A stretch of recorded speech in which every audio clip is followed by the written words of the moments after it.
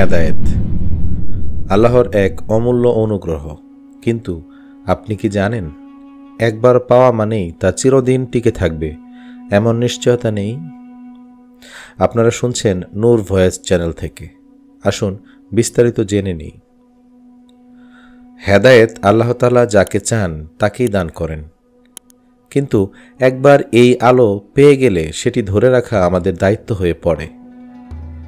অনেক মানুষকে দেখা যায় শুরুতে দিনের পথে আগ্রহী, ইবাদতে মনোযোগী, কিন্তু কিছুদিন পর সেই আগ্রহ হারিয়ে যায়। কেন এমনটি হয়? আসুন জেনে নেই হেদায়েত হারিয়ে যাওয়ার 6টি প্রধান কারণ। হেদায়েতপ্রাপ্ত ব্যক্তিকে আল্লাহ নানা পরীক্ষায় ফেলেন। সবচেয়ে বড় পরীক্ষা হচ্ছে বিপরীত লিঙ্গের ফিতনা। চোখের হিফাজত করা এবং আল্লাহর আদেশ মেনে চলাই এর থেকে রক্ষা পাওয়ার উপায়। শুধু নামাজ পড়লেই সব শেষ নয়। দ্বীনি জ্ঞানার্জন, আলেমদের সান্নিধ্য বা অন্তত নির্ভরযোগ্য অনলাইন উৎস থেকে শেখা, এগুলো ছাড়া হেদায়েতের আলো মলিন হয়ে যায়।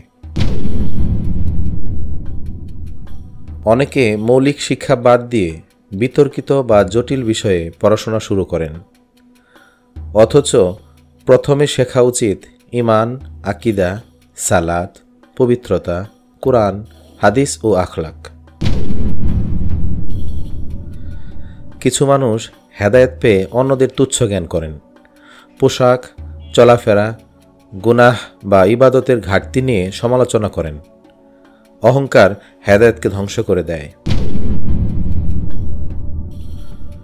হেদায়েত টিকিয়ে রাখতে দোয়া অপরিহার্য। আল্লাহ তাআলা আমাদের শিখিয়েছেন, হে আমাদের রব, আমাদের অন্তরকে পথভ্রষ্ট করবেন না, যখন আপনি আমাদের সঠিক পথে পরিচালিত করেছেন।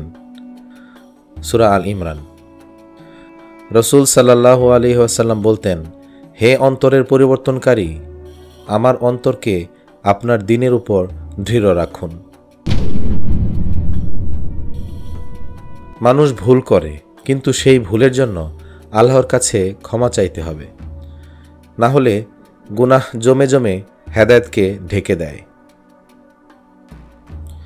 হেদায়েতকে ধরে রাখা অনেকটা বাতির শিখাকে ঝড় থেকে রক্ষা করার মতো। যত্ন, সতর্কতা আর অবিরাম প্রচেষ্টা ছাড়া তা টিকে থাকতে পারে না।